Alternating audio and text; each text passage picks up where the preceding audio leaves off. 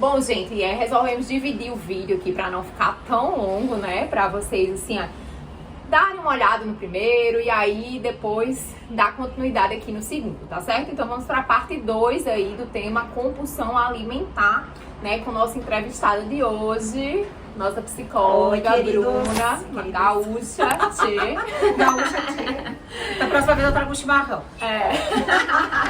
Pra deixar bem na cara, né?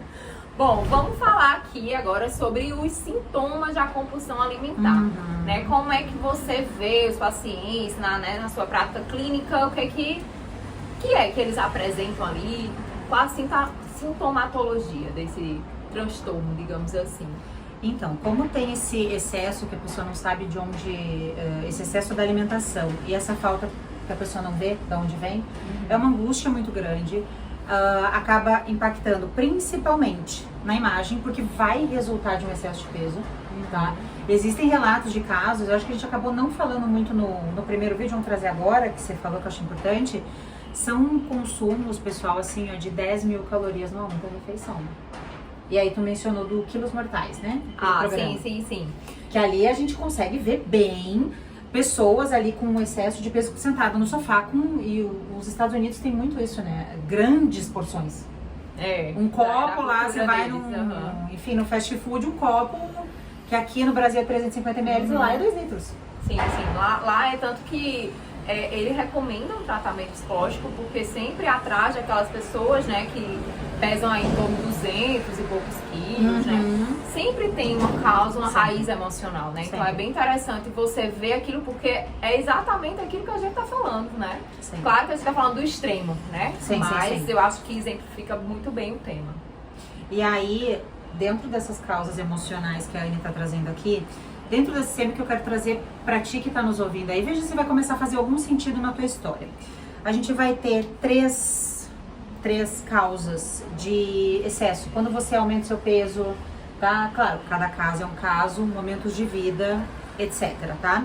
A gente vai estar falando de atenção, força e proteção. Então vamos lá. Faleceu alguém na família e aí eu perdi a atenção que era minha. Eu começo a comer para ganhar atenção. Que forma? Nossa, você tem que perder peso. Nossa, você ganhou peso. Bruna, é uma atenção boa? Não, mas ainda assim é atenção. Tá? A gente tem a tendência a ter algumas coisas muito distorcidas. Outra coisa, força. A mulher virou mãe e ficou mãe solo e aí ela tem que dar conta da casa, do trabalho, da família dela e do filho. Fica bem parruda que é pra aguentar o tranco, até porque, né, como é que é aquela coisa do saco fazendo pai em pé, etc. Tem umas coisas, uns ditos que se a gente for ver, eles são bem, né, tá? E o outro é proteção. Então, assim, tem muitas mulheres que acabam ganhando peso pra não serem vistas ou desejadas. É uma proteção para que algo não aconteça com elas. Interessante isso, né? Então, essa parte emocional do excesso de peso é um desses três. Você pode ter certeza que, para além, a gente falou lá no primeiro vídeo, tem toda uma coisa lá da infância, da nutrição, né, física, mas a nutrição da alma, etc. Tem outras coisas que vão compondo isso, não necessariamente baseadas na compulsão, mas no ganho nesse excesso de peso. Então sempre vai ter, um desses pontos você vai encontrar, você pode ter certeza, tá? E aí você já percebe isso no próprio consulta, né? Você já vê aquela, né, aquele quadro, conversando com o paciente. Você sente toda essa angústia que tá por trás, né? E muitas vezes vai só reforçando essa coisa da autoimagem. Assim, eles dizem, eu como sem vontade. Exatamente. Eu não sei por que eu como. Normalmente é doce, e aí aqui é legal, olha lá no primeiro vídeo, falamos, mas é sempre o chocolate, principalmente chocolate ao leite. Por quê? Chocolate ao leite. Olha o colinho da mãe, que é um tipo. E não quer dizer, de novo, lembra aqui que a gente não tá falando mal das mães, mas é a percepção que o bebê tem daquilo que ele não teve. Então, se eu, enquanto bebê, entendo que a minha mãe não me deu uma atenção, eu posso buscar isso na comida. Pode buscar isso em comida, em relacionamento, workaholic, isso aqui, aí de novo, o vício que for. Sim, você vai sempre querer suprir aquela falta. Suprir uma falta, exatamente. E assim, trazendo agora também para a área da nutrição, né? Quando a gente está na minha vivência clínica, eu também consigo perceber alguns comportamentos compulsivos também com esses pacientes. Quando eles me trazem, por exemplo, quando eu trabalho demais, né? Quando eu estou muito estressada, eu sempre tento compensar aquilo com um alimento mais prazeroso, como um hambúrguer, como uma pizza, eu mereço, né? Aquele velho ditado, hoje eu mereço, né? Então, assim, dá pra você já notar alguns indícios, ou quando o paciente ele diz, não estou satisfeito com o meu peso, mas eu não consigo, sabe, parar. É como se ele não tivesse uma força ali. Peraí, só um minuto. Ai, meu Deus. Como se ele não tivesse uma força ali pra lutar, né? Então, ele tá, mais uma vez ali, querendo suprir algo, né, aquela falta, e ele falta aquela força. Por isso, gente, enfatizando a importância do tratamento multidisciplinar. Com certeza. Porque eu sozinha não consigo, Bruna sozinha também não consegue, a gente tem que ter uma equipe ali de profissionais, né? Apoiando. Exato, endocrinologista, né, um psiquiatra, então todos aqueles até ali... personal trainer, ele entra Exato, nisso, né? Personal trainer e tal, então todos esses profissionais falando ali a mesma língua para ajudar aquele paciente, né? Sim, Bom, e agora vamos já encerrando, né, esse podcast, tá maravilhoso. Por mim, eu passava, se não fosse o calor e a construção ali, eu ficava o resto do dia. Ficar aqui, vamos fazer fofoca. Tá bom, vamos lá. E por fim, vamos falar um pouco sobre as estratégias, tanto de prevenção, né, e tratamento aí para esses quadros de compulsão alimentar. Perfeito o que tu trouxe, né, a questão de ser multidisciplinar, aqui é importante. Eu sei que hoje em dia a gente está falando até de questões financeiras, mas tem muitas opções, né, online, para que você possa tá se cuidando. E aí aqui cabe ressaltar o seguinte, é óbvio, e eu sempre digo isso para os meus pacientes, não estou dizendo que vai ser fácil, que vai ser legal, que vai ser bom, mas é óbvio que comer é muito melhor do que olhar. Oi, pessoal.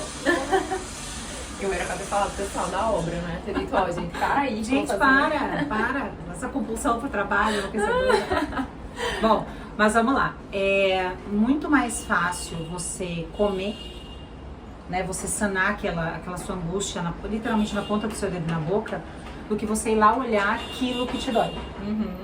Só que cara, né? Exato. Difícil, Só que isso é uma dor que é homeopática. É você tá acostumado com ela. Aí que tá. Você não percebe mais que você já se acostumou. Entendeu? Você não luta mais pra mudar, né? Não, porque tá ali. Imagina alguém te cutucando. No primeiro momento vai tá chato. Mas depois você até esqueceu que a pessoa tá ali te cutucando. Tá? Com as angústias que você do outro lado tem, é a mesma coisa com a relação com a comida. Tá? Toda a questão, nutricionista, psicólogo, personal e tudo mais. Estratégia é você ir entendendo o que tá acontecendo.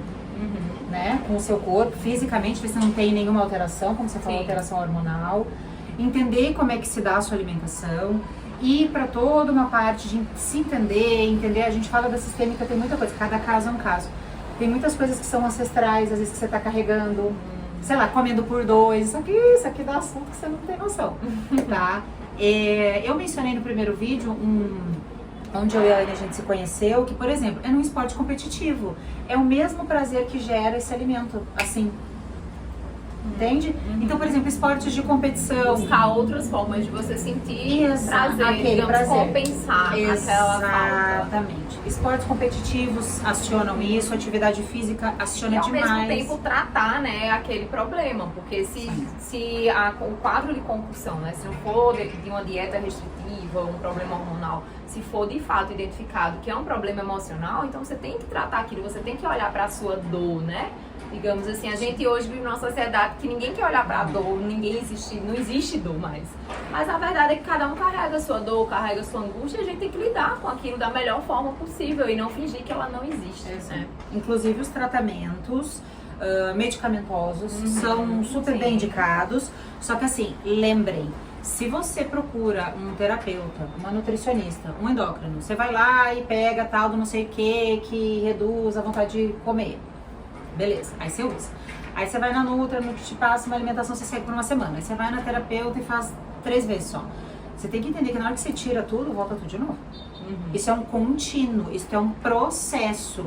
Não é miojo, você abre o pacote e põe ali. Sim, não, não é instantâneo, é não verdade. é. É um processo de compreensão, de conseguir entender o alimento, para que ele serve, Sim. enfim, de se relacionar melhor consigo mesmo. Pegando com o essa alimento. linha aí, né, do alimento. Então, assim, como uma forma de prevenção, né, eu acho que a gente tem que trabalhar isso desde a primeira infância mesmo, desde pequeno, e mostrando, né, às crianças a importância da alimentação saudável, introduzir essa alimentação saudável e explicar os malefícios desse excesso alimentar, né? Então, E acho aí- que é bom prevenir ali desde a primeira infância. Perfeito.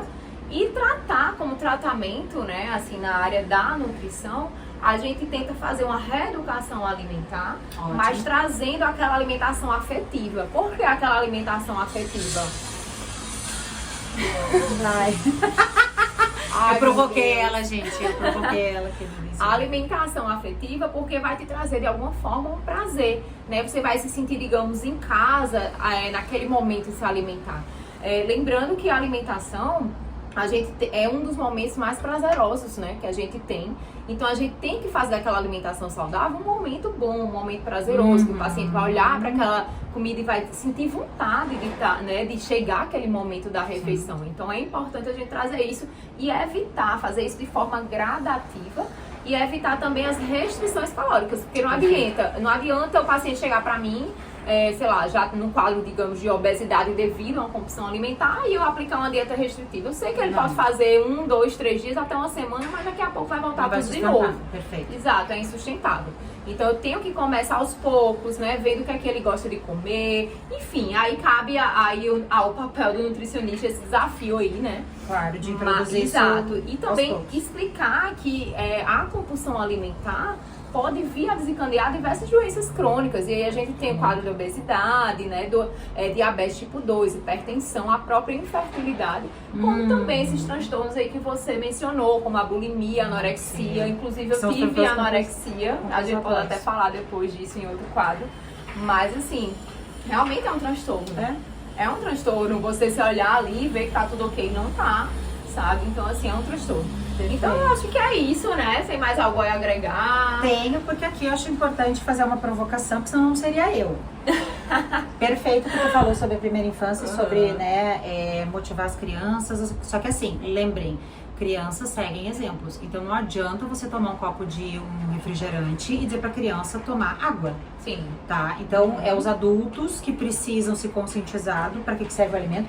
Inclusive, como você falou da comida afetiva, show.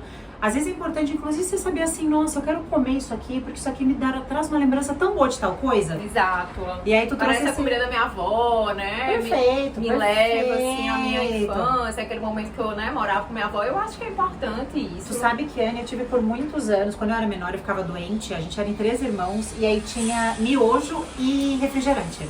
Então quem ficava doente ganhava o pacote inteiro de miojo. Eu ia fingir que eu ia estar doente.